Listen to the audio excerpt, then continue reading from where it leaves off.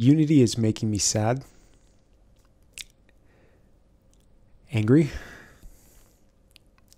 sad.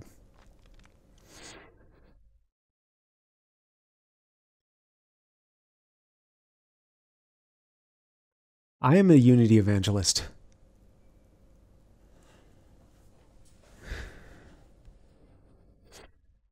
Unity has meant a lot to me.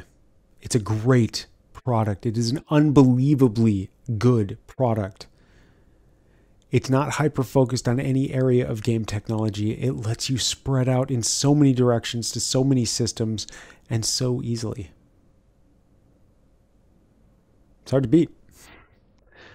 Unless, of course, you're Unity and doing the things that you're doing. Because I'm walking away. I no longer support Unity. I will no longer evangelize Unity. I will no longer recommend that anyone uses it.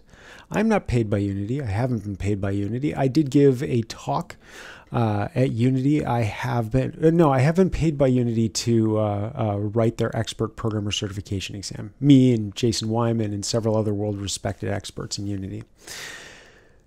But I can't do this anymore. They crossed a line that I didn't even think a company would. I mean, I'm sure other places have. I mean, there's Apple.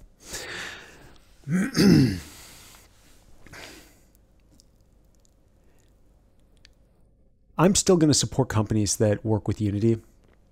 Unity is still an amazing product, and a lot of companies are not going to be that affected by this, and they're heavily entrenched in Unity, where it would be almost impossible. I mean, imagine being a company with a couple hundred Unity developers, averaging, let's just say, after taxes, $100,000 a year. That's a lot of money. And then you've got the studio, you've got the products, all the code base, the internal tools, and the structure systems, all geared around Unity. How do you back out of that on a 3-month notice that they're going to start charging you some amount that you don't get to know? Oh, no. They tell you how much it's going to be, right? That's what they do. They're telling you, oh, no. It's if you are within this range, it's going to be 20 cents per installation. And if you are within this range and you're paying the additional fees of getting the enterprise licensing, that you're committing to those 12 months, that's going to come important in a minute, that you'll only have to pay like 1 penny per install. It's pennies, right?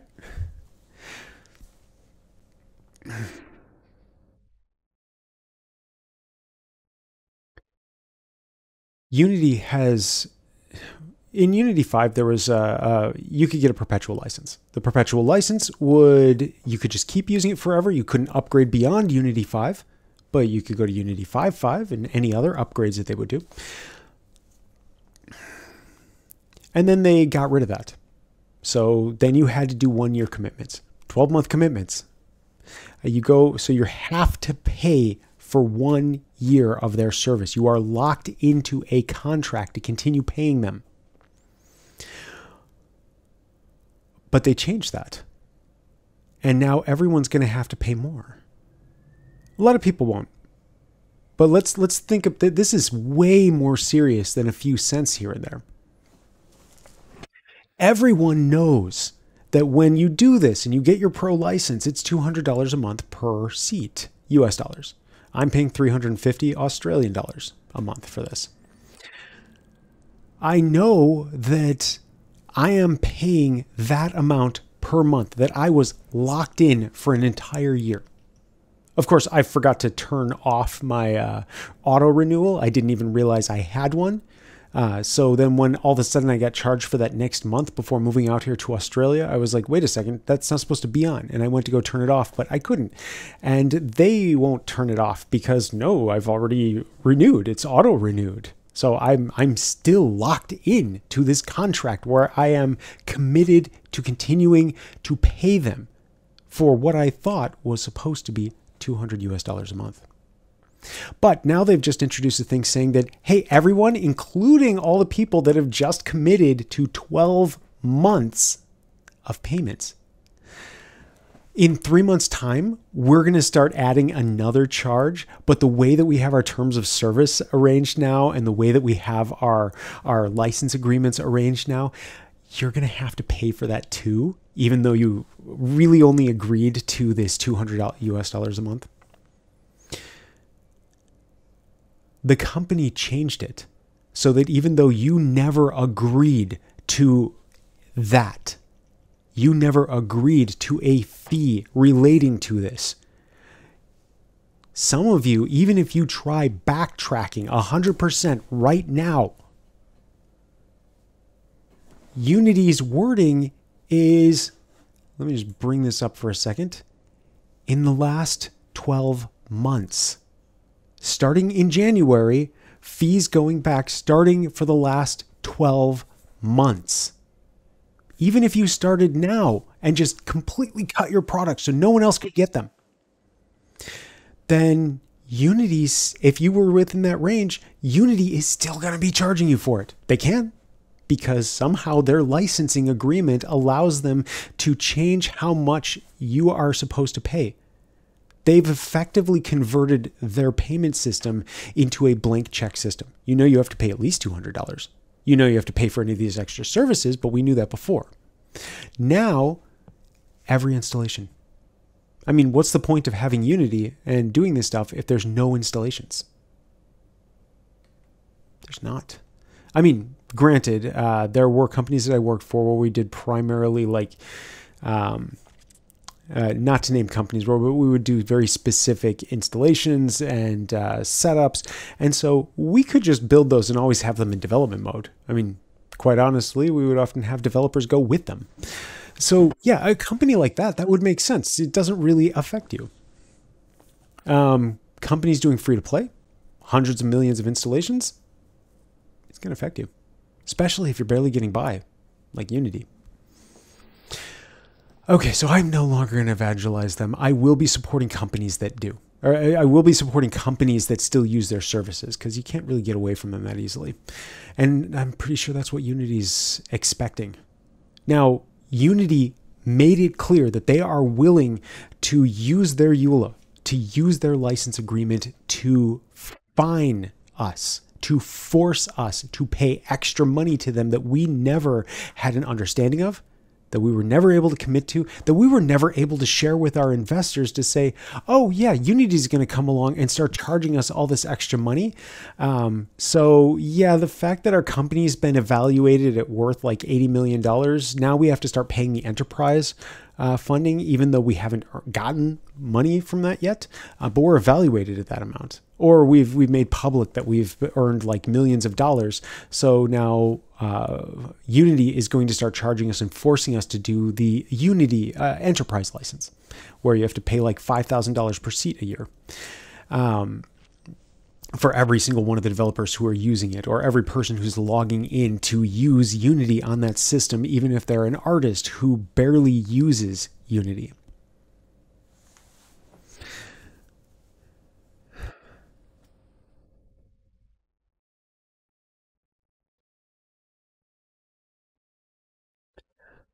I like the old Unity. I'm connected to, I have like 800 people from Unity that work at Unity who follow me on LinkedIn. I have lots of other people, game developers, etc. But I have about 800 people from Unity that follow me. Some of them have reached out to me after I posted some comments like this on LinkedIn. I made a very direct post talking about similar issues and that I'm no longer going to evangelize them. And the quote I love the best that I think hits to the heart with this: we tried to stop this. We are the old Unity. We tried to stop this. From talking with them, they knew, some people, I'm sure this wasn't known everywhere, but some people knew about this months in advance and had been fighting this. Some people left the company over this.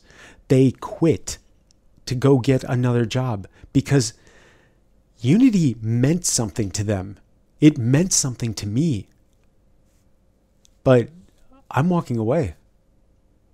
It used to be about the democratization of video game development to make it easy and accessible for everyone to get involved in. Their product still does that, but now that you're doing things that might potentially bankrupt indies, yeah, okay, it might not be that many, but you're still showing that you're clearly willing to go down that route, that your customer doesn't matter that much. And in that case, I mean, all of these people that are playing the games, I mean, you're playing with fire.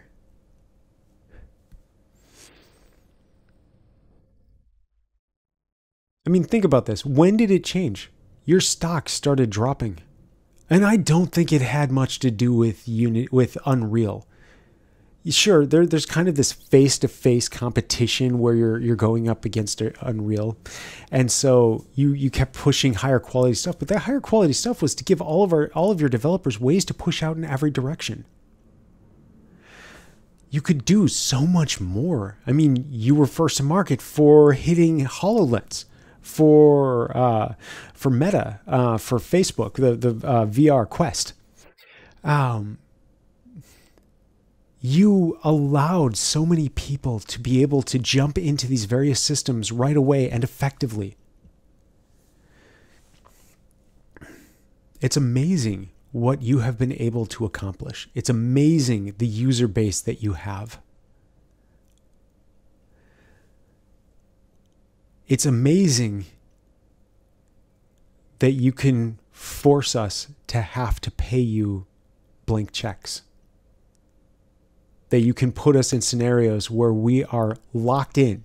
And I'm not just talking about 1 year. I'm not just talking about the fact that companies are entirely built around this with hundreds of employees, entirely devoted to this, and changing the technology means literally changing the entire company and deleting all of the products that are online.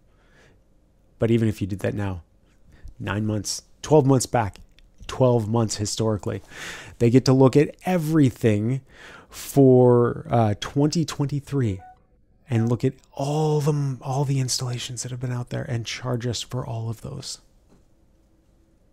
That's what this is. Maybe there's some things that they'll change, backtrack even more. But even if they keep backtracking the whole thing away, they're already showing how much they are willing to just change the funding to try to get as much money from us as they can. Now, someone else online, they pointed something out that makes me really sad. A few years ago, I saw that Unity's Unity stock was dropping a little bit, and I looked at the stock history, and it kind of showed that around the same time of the year it would drop down a bit. And so I'm like, okay, yeah, this is a good time to buy. So I went to buy. I put $2,000 into it, and it just kept dropping every day, every week, every month for I think a year maybe, until it was down to like $300, from $2,000 to $300. So I took it out. And I think that that's a major problem. That I think once they had their investors and they had the money in, they started going to answer more to the investors or what they thought investors wanted. How you gained your foothold was not with investors. Maybe you had some investors that helped fund the company to keep it going early on, but they didn't own the majority. You were able to keep doing this and keep the majority of control. But you started focusing more on the money. And now you're down to, what is it, like 1.6 billion? Doesn't seem like much, but when you were, I don't know how much you were, like what, 18, 20 billion dollars in worth, maybe more, maybe less. I don't know the exact numbers at this point. Those are some numbers I've heard thrown around. But now that you're down to like a tenth of what you were before, and this is after tons of acquisition, like buying Weta. I mean, your primary sales point, your primary funding source at the time was mobile developers, and you purchased Weta. I mean, you had lots of money to spend, but that high quality art for if anyone does get to see anything from it, from like mobile development, what is that going to mean to mobile?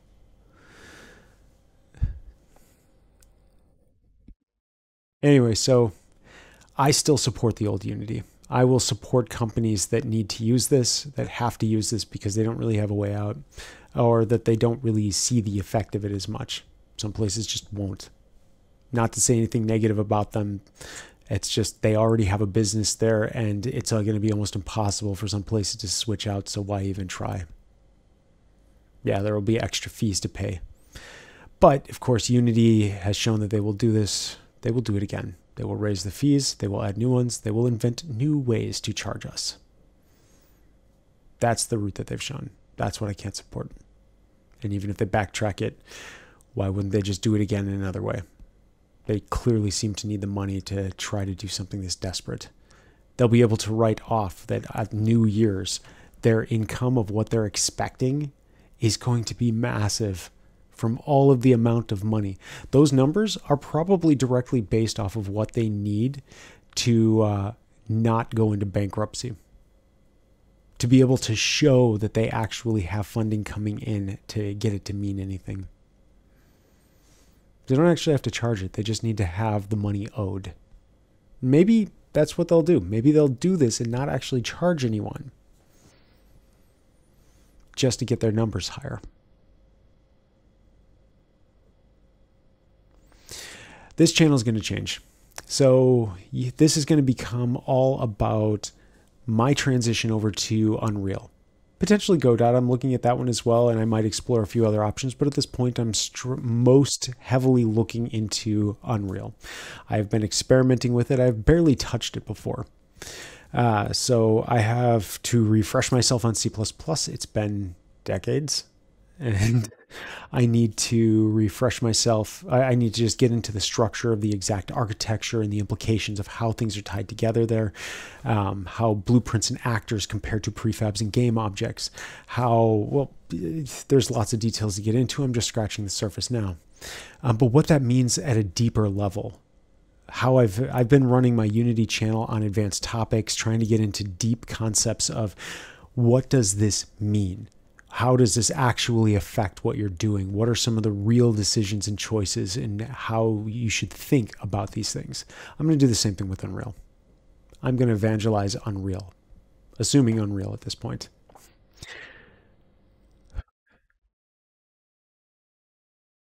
I'm hoping to help a lot of people transfer over because I think a lot of people are going to need to. Or even if you're just doing it for fun. And none of this really matters much. You're just starting out and just trying to pick your engine. I cannot recommend diving into Unity. I'm saddened and afraid that it literally means the demise. Now, most likely a purchase.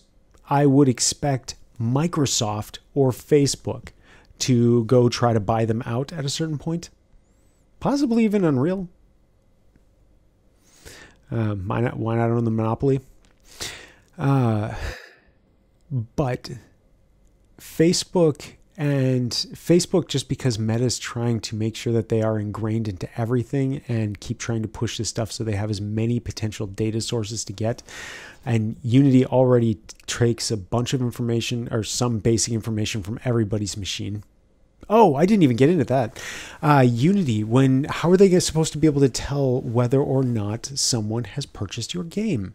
They know that someone's installed it because they already know that. That stuff is reported to them along with the IP address. So they have the location. They know the location. They know the ISP.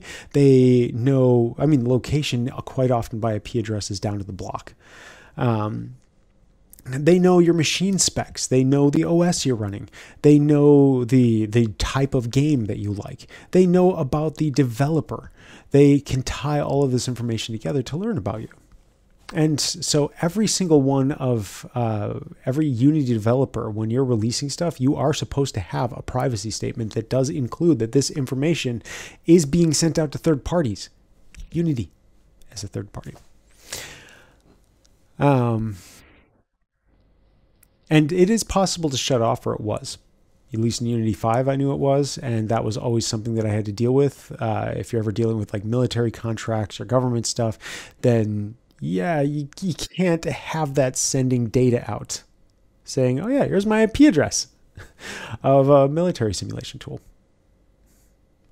Now, you needed to be able to shut that off, but how is Unity going to be able to tell that it actually did this? That someone actually ran the install? Because they're reporting it. It's being reported back to their servers. They're gathering this information. Now, when someone takes your APK, they get the APK, they dissect it and rearrange or hack it so that it no longer needs the licensing from the iOS store, from the Android store. That it can just now be installed. People install it, and now it's a downloaded thing. What were some of the games? I don't remember, but some of them, I mean, I'm sure there's like hundreds of thousands of downloads on certain games out there that people can just get for free because they go download the APK and install it manually. Or from Steam, that they just extracted and altered the portions, ran a separate application that would interrupt the port that it would try to talk to evaluate its Steam license, or literally just go in and find the assembly code that makes the call and have it stop and trigger the next step that it does to just basically skip that. That's done. Those things happen. And so now you have unlicensed copies being installed in potentially hundreds of thousands or even millions, that Unity is going to say, hey, look at all these installations you have. Pay us. You owe us money for that. Hence some anger. The only way that they'd be able to tell that that stuff was hacked or not is because the hackers were kind enough to actually turn that off. The logging features, not just the licensing ones. Why would they do that? That's more work. They just need to make sure that it can run without it actually, without it being shut off. Oh, maybe Unity will add that. They'll upgrade their technology the same way, what was it, like Apple Store did? Yeah, of course you bought this game. We can remove it from your system because you technically didn't buy it. You got a license from us. And if we decide to remove it, then you no longer get access to it again.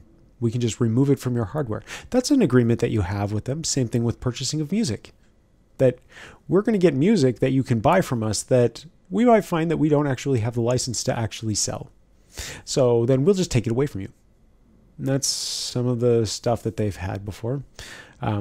I doubt it's been fixed. I assume that's still the same deal, that someday you might just find one of your applications missing and not really understand why or where it went and can't find it in the store again. Unity might go the same route. Oh yeah, when it does that check, it'll say, oh yeah, this version of this is actually a stolen copy, so we're going to remove it. But then where does that put them? Oh yeah, you haven't been, the publisher hasn't been paying us for installs, or they're in debt for us for installs, so they've reached not 1,000 or 199,999 installs now, and so as the 200,000th install, you don't get to run it until the developer pays. What's to stop them from doing that? I don't think the EULA or license agreement is. I don't think your Unity's moral judgment is. I can't trust Unity farther than I can throw them, and they're still a pretty massive company. $1.6 billion heavy.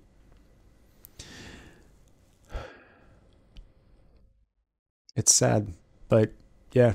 Vigilante Racer is going to take a hit from this. We've stopped development on it. I legitimately believe it reasonably could have been done with 10 hours of content and multiplayer by the end of this year. But we stopped. I mean, we had the Sky Race close to proven out with AI players. We had the arena, the artwork for the arena, the style and the play, the feeling of it really starting to hit the mark. And we started getting some of the automation system in, and we've got the dialogue system in, and I was starting to work out the rest of the task system to drive the campaign mode. But we're stepping away from all of that, and we're going to rewrite it in Unreal. Or if we try Godot or something, I don't know, we'll figure it out. But right now, Unreal is the leading point that we're heading towards. And no, it's not 100. We're not 100% comfortable with Unreal. We don't know it.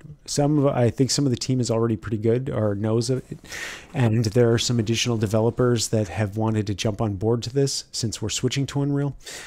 And Unreal, honestly, like just watching the trailers of what 5.3 does or 5.0 even, there's scenes in there that just feel like they belong in this game. The engine's built for it.